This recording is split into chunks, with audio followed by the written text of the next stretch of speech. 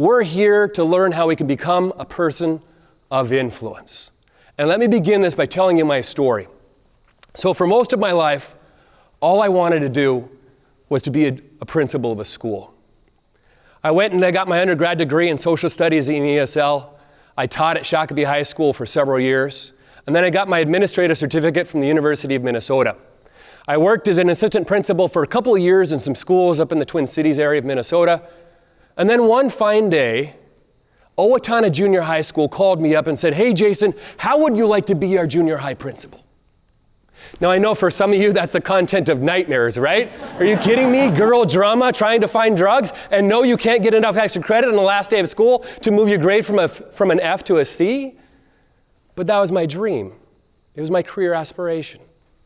So I said, absolutely, I'll be your junior high principal. I hung up the phone, ran over to my wife, we did the happy dance together, and we moved our family from Shakopee down to Owatonna. And the first year of leadership was everything I imagined it to be. People were nice to me. They invited me to their social events.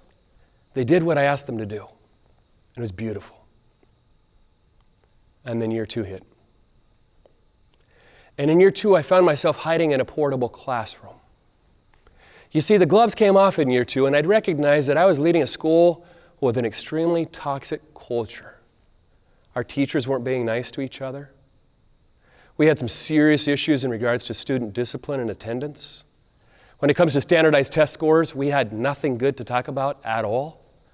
And here I was as the principal of this junior high, trying to figure out how to solve these issues. You see, I realized that everything rises and falls on leadership. So even though I didn't cause all these problems, I certainly did cause some of them, but even though I didn't cause some of these problems, I knew that it was my job to help solve these problems.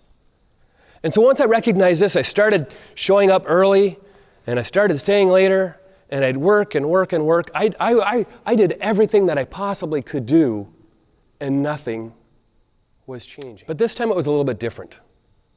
I went with a little bit of curiosity, like what could I really do to change this culture we were working in?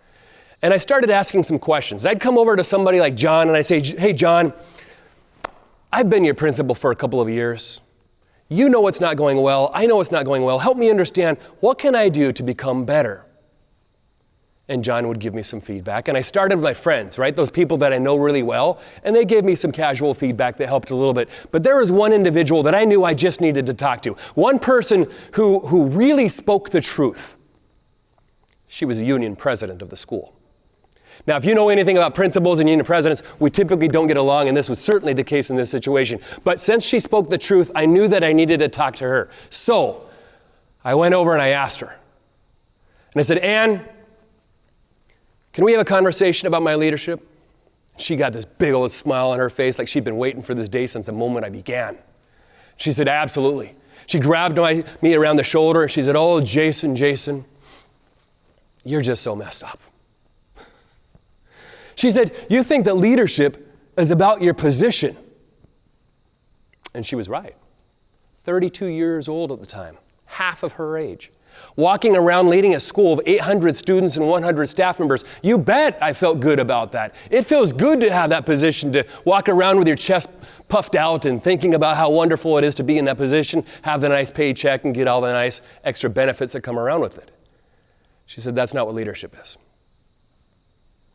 Then she said, "You think leadership is about knowledge." And again, this one hurt a little bit. I'd gone to some great universities. I read a ton of books. I'm a pretty smart guy.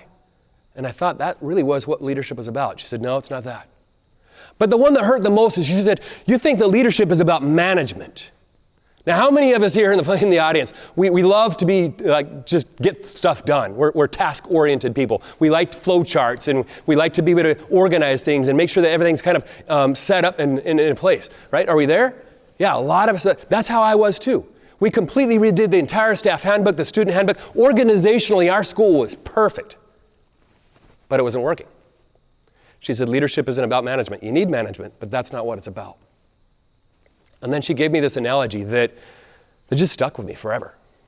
She said, "Jason, it's kind of like you're a locomotive and you're going full steam down the tracks, but you've not connected to any of your boxcars.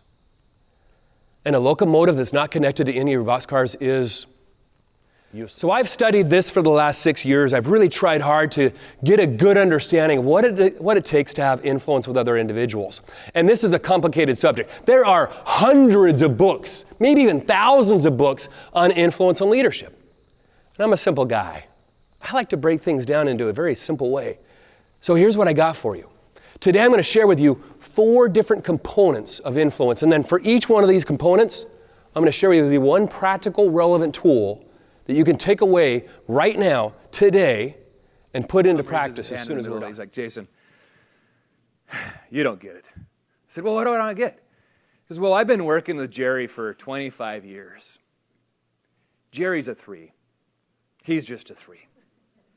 I've known him for a long time, and I don't care how many times he's going to tell me he's a 10. He's not. He is a 3. And I said, okay, Tom, can I challenge you to do something? He said, I don't know. I said, can you go back to work when we're done with this conference, and can you at least look for some evidence, right? Be a seeker of good and find if he's maybe a 4. Can you look for some evidence that maybe he's a 4? Reluctantly, he agreed to that. 2 months later, I get an email from Tom. And it bold letters all the way across the email. It says, guess what, Jason? Jerry's actually a 5. And tool number 1 is this. Give a crap. Give a crap. Let me explain. Ashlyn is a student at St. Olaf University. She's been a member of our church. And one Sunday, just a little bit before our services started, she sent me a text. And it said, Dear Bishop Hunt, I'm not coming to church anymore. I don't feel like I belong or connect. I feel like I'm a project. Please don't contact me again. And verbally I said, oh crap. You see, Ashlyn was somebody we cared a lot about. We care about the young people in our church. But for one reason or another, we didn't end up showing the care that we have for Ashlyn. Therefore, she didn't feel like she belonged to our organization. Unfortunately, 69% of all people that leave jobs don't feel like they're appreciated or belong to their organization. It's not money, it's not culture, it's nothing. It's just the sense that they don't belong to the organization. You see, giving a crap's not necessarily always the easy thing to do. Sometimes we don't want to give a crap at all, but we know that every single one of our employees, everybody in our organization, they want to know that we actually do give a crap about them. By the way, for those of you wondering, CRAP is an acronym. It stands for Celebration, Recognition, Appreciation, and Praise. C-R-A-P, CRAP. Celebration, Recognition, Appreciation, and Praise. Unfortunately, 50% of over 13,000 people interviewed across all of America have received 0 appreciation in the last 12 months. I'm not okay with that number. I think as leaders, we need to do something different. We need to really intentionally show crap to other individuals. We need to be able to take time to celebrate accomplishments, to be able to recognize the wonderful attitudes that they come into our work with, to appreciate the skills and the qualities and the gifts that people have that work with us, and to be able to praise people for their hard work. This is a report card that we received a couple years ago from my oldest son, Ethan. Take a look at that for a minute. And why don't you go ahead and think about, maybe even throw in chat, what's the first thing that you would do if this was your son's report card? Now, I don't know about you, but for me, I certainly turned to my son and I said, Ethan, tell me what's going on in English class.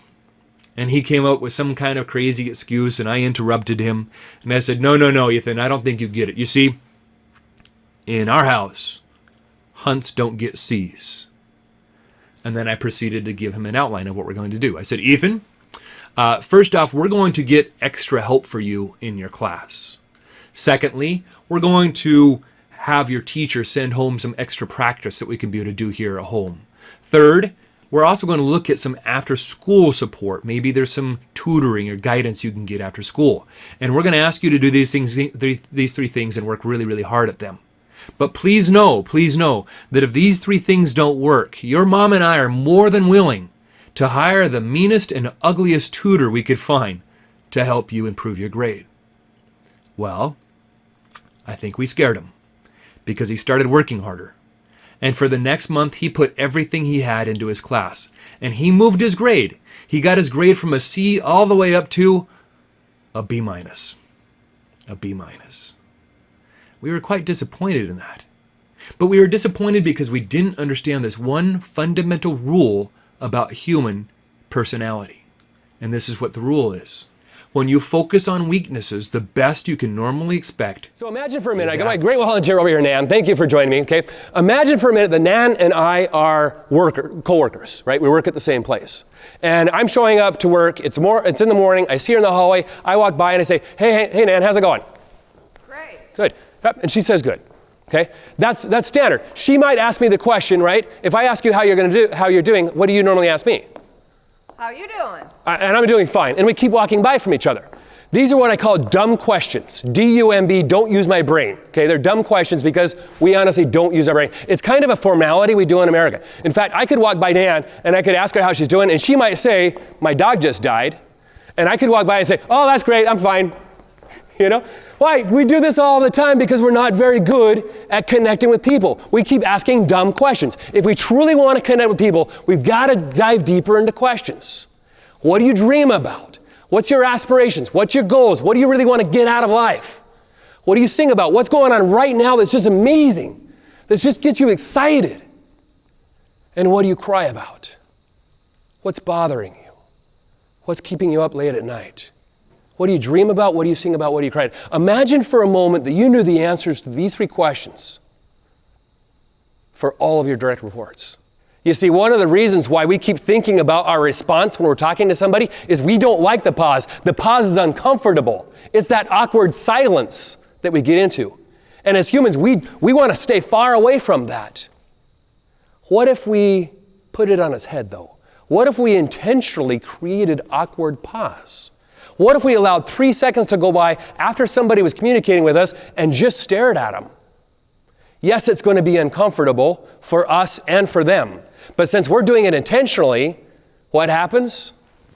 Imagine if if this conference, we go out of here and we just permit the pause with other people we're interacting with.